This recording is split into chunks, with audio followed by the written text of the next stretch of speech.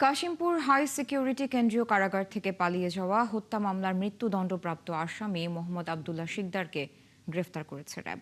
সকালে র্যাব 4-এর সদর দপ্তরে ব্রিফিংয়ে কোম্পানি কমান্ডার KN রায় জানান, গোপন সংবাদের ভিত্তিতে শুক্রবার বিকেলে রাজধানীর দারুস সালাম এলাকা থেকে তাকে গ্রেফতার করা হয়। 2024 সালের 6 আগস্ট কারাগারে সৃষ্ট সহিংসতার মধ্যে বৈদ্যুতিক পিলার ভেঙে অন্য বন্দীদের সঙ্গে পালিয়ে যায় গোপালগঞ্জের টুঙ্গিপাড়ার বাসিন্দা আবদুল্লাহ শিকদার।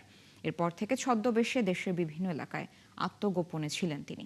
র্যাব আরও জানায়, 2021 সালে একটি হত্যা মামলার মৃত্যুদণ্ডপ্রাপ্ত আসামি আবদুল্লাহ শিকদার। পরবর্তী আইনি ব্যবস্থা নিতে তাকে থানায় হস্তান্তর করা হয়েছে।